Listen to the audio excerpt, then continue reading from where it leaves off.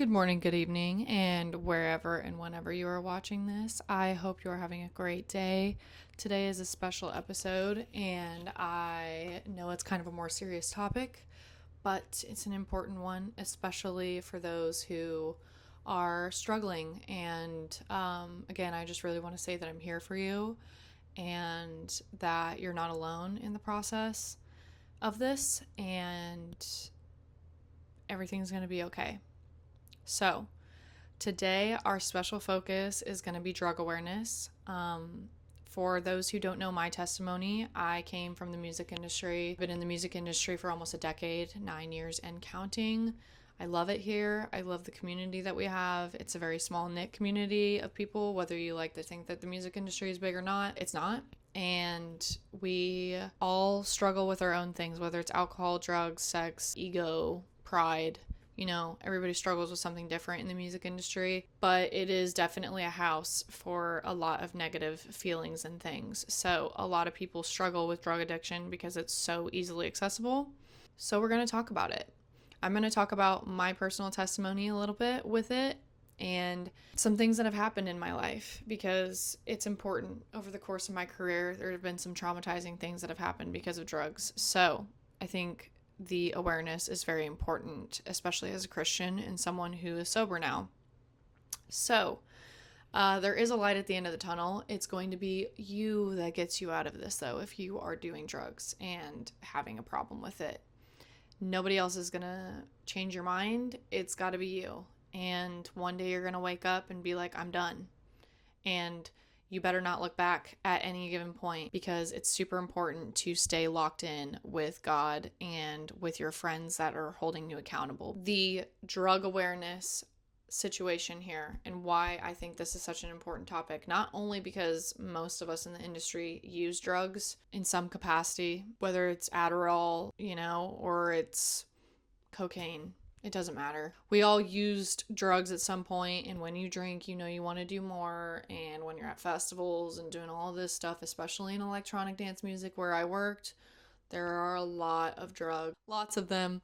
So I'm going to read us a Bible verse, and this is Jesus talking. He was giving an illustration where he's talking about shepherds leading their sheep, and there's a very specific thing that he says here that is relevant to drugs, okay? It says, the thief's purpose is to steal, kill, and destroy.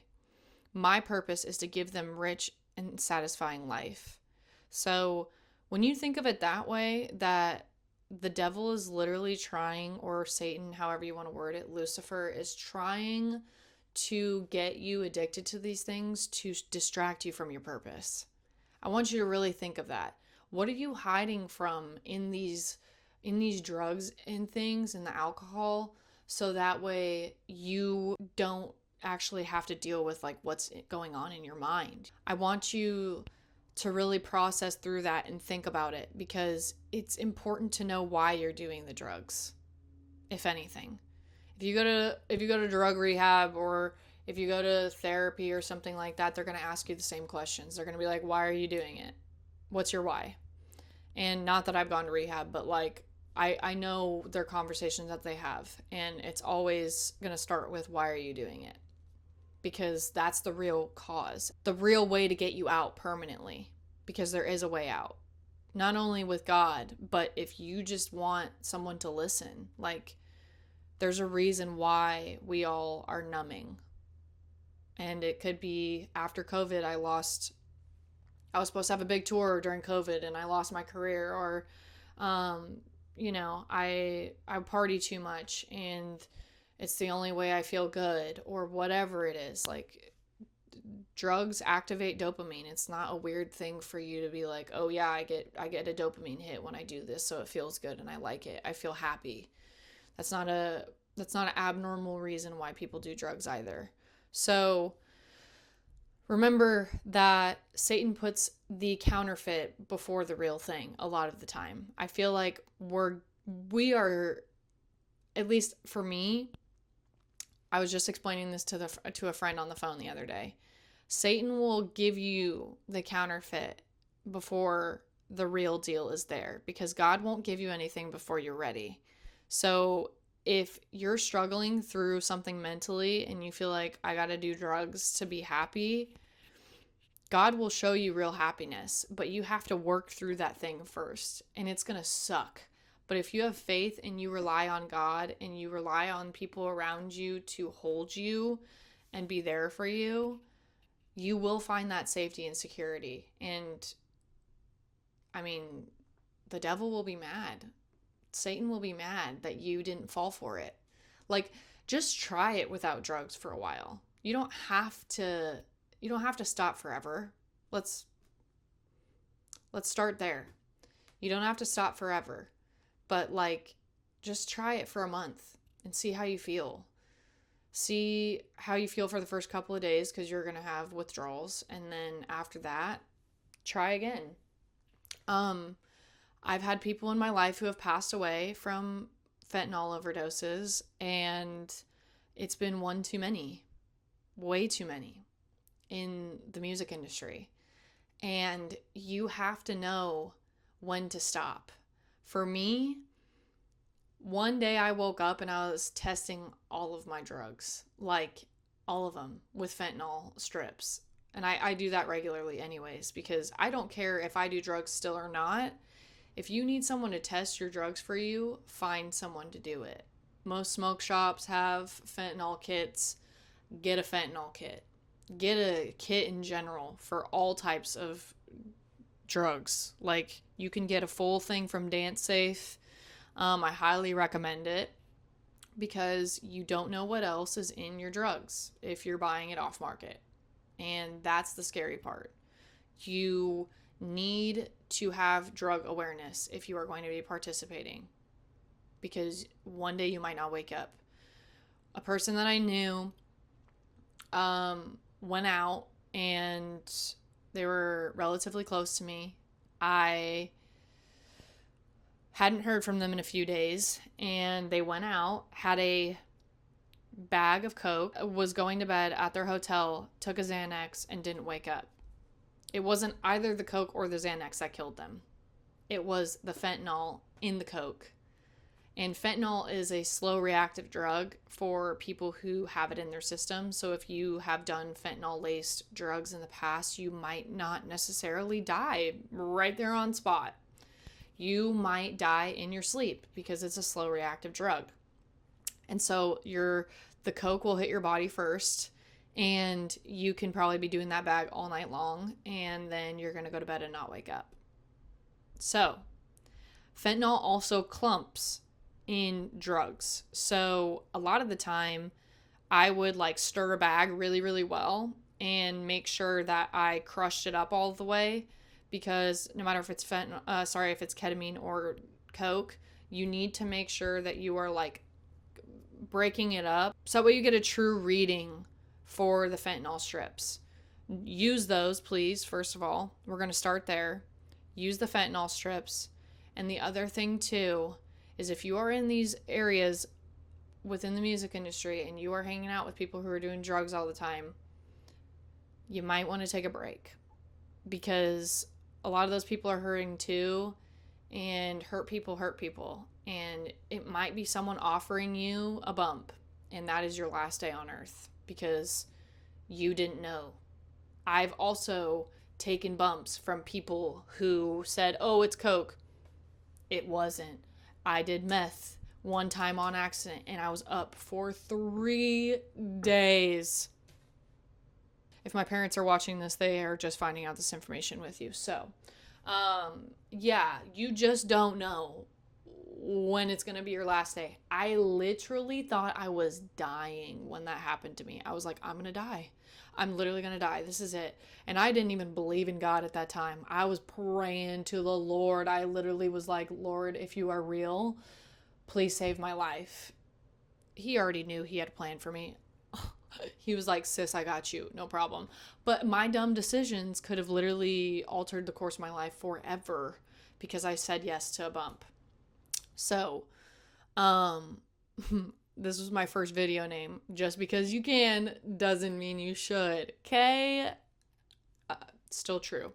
But I want you to just sit and realize that, like, Drugs are destroying artists and fans in our industry. It was not meant for this. Music is meant to be an expressive industry, and I feel like Woodstock and a lot of things like that really changed the culture of music, and probably even the 20s might have been too early for heavy drug usage like that. But once cocaine hit the market the way that it did, and it was in everything, people were doing it a lot. Swing dancing with Coke. I mean, Coca-Cola used to have Coke in it.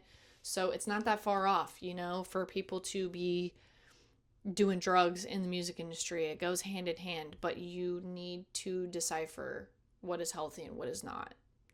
At the end of the day, this is not a biblical conversation. This is a human to human conversation, and I care about your well-being, whether I know you or not. Okay? Jesus is still going to love you, even if you're doing drugs. I promise. You're going to feel like he doesn't, but he does. And that's the difference. Your feelings lie to you, because also that can be someone else controlling you to believe that Jesus would never love you if you're doing drugs. Not true.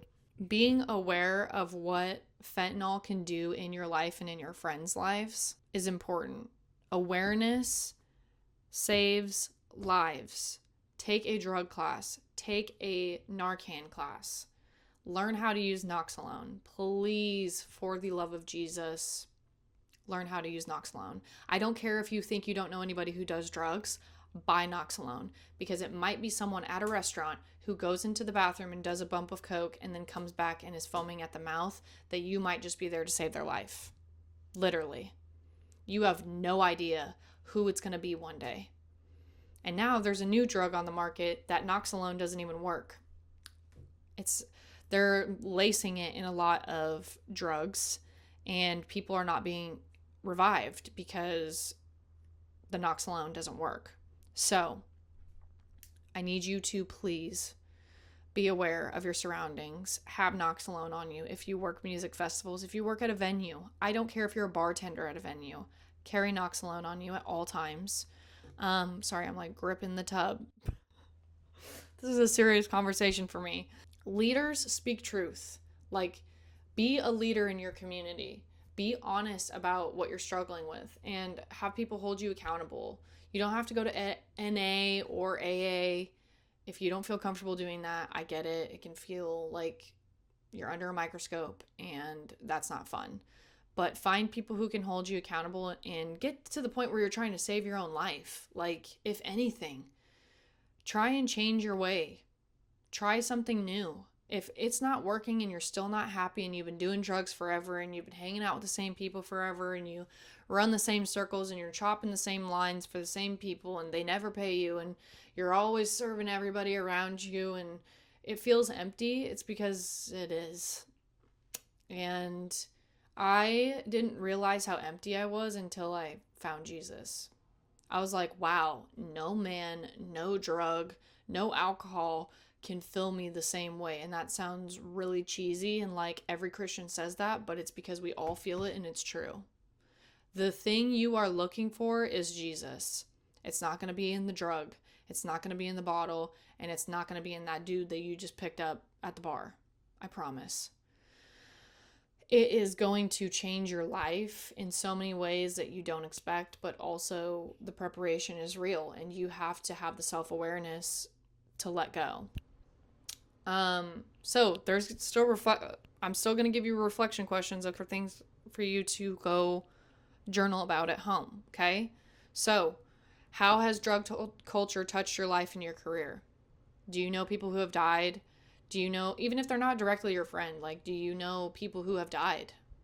Like, I do. I know plenty of people who have died who I worked with. And then you look up one day and you're like, oh my gosh, that person literally died from an OD and you can't do anything about it. And it breaks your heart to know that family is now without a part of their unit because of some dealer's decision to not test all of the drugs that they're selling.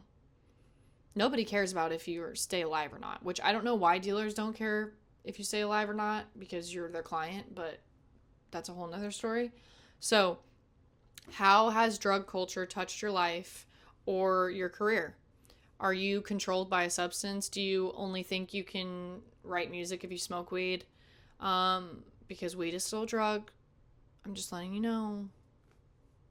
Sorry, but it is. So, how has that drug culture touched your life? Are you at after parties where people are busting out lines and you're like, oh my gosh, like this is crazy? Are people doing lean in the studio with you?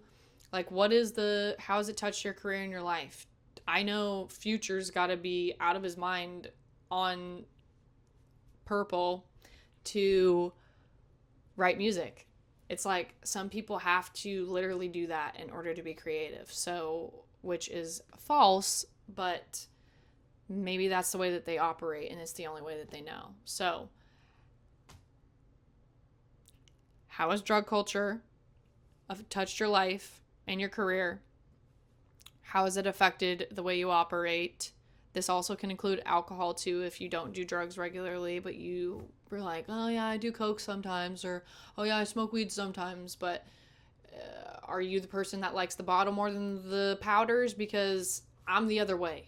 I was the other way. I don't do it anymore, but I was the other way. Where I was like, no alcohol, drugs for me, thanks. Like, everybody's different. So, what is it for you? Then, are you willing to speak up even if it's unpopular? Are you willing to speak up in a room with your close friends and be like, hey guys, maybe we should change the pace? How about we try and write music without drugs this time? How about we go to the club and we don't bring a bag?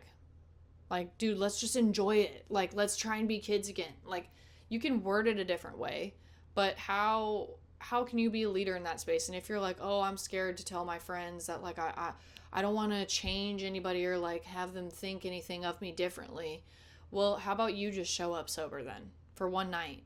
Go out sober one night. No alcohol, no drugs. I do it all the time. I promise you can do it. I didn't think I could. I thought I had to be intoxicated to go to shows and do stuff, and that's not true. It is not true. You have to battle through the anxiety at first, but then you get used to being in public and you learn how to handle situations in a new way. So, how are you willing to speak up even if it's unpopular? Because you speaking up might literally save somebody's life. You speaking up and choosing to ask them, hey, did you test that bag? Hey, did you ask your dealer if he tests all of his drugs? Hey, do you really need to do that? Are we okay? Like, do you think we can go out without it tonight? Like, just try and be a leader. Be the unpopular with it for once. Just try. And lastly, the action step I want you to take this week is to buy Narcan. Get familiar with it. There's a lot of free resources where you can go on, I think it's overdose.com or something like that. I'll put some resources in the tag section, but find local resources. A lot of places give away free Narcan. Learn how to use it and share that knowledge and free Narcan with other people too. Make all of your friends go do it. How about you go do it together? Learn how to do it, because the thief's purpose is to steal and kill and destroy. I mean, if you could save somebody's life by you just doing one thing, which is getting educated, like, what could that do? How would that feel to know that, like, you saved somebody's life because you prepared for them? Like, it sucks to say that you would have to prepare for someone who's in that type of situation, but you just never know. So be the leader and just understand how opioids work. You need to know that. You need to be aware working in this industry, whether you're a Christian or not. Even if you are a Christian, that's more of a reason for you to be aware of drugs, because you are going to be in this industry where people are doing drugs. You're going to cross paths with people who are doing drugs. You're going to cross paths with people who might not know that their thing is laced in the first place. It could be a drink. Like, you don't know. And if you can be a leader in this space and say, hey, I'm Christian, but I understand society enough to be aware to carry this product on me. You are doing what is right, which is protecting people. I don't think Jesus has a problem with that, with you getting educated on something. And I feel like as Christians too, we're like, oh, that's not righteous. Like, I don't, drugs are bad. Yes, they are, but also you being aware could save your children's life in the future. It could save your friend's life. It could save your friend's child's life. Getting educated can really help the community, especially Christians, because we think, oh, it wouldn't be someone that you know. Yeah, it would. So I hope you have a great day, and I will see you next week.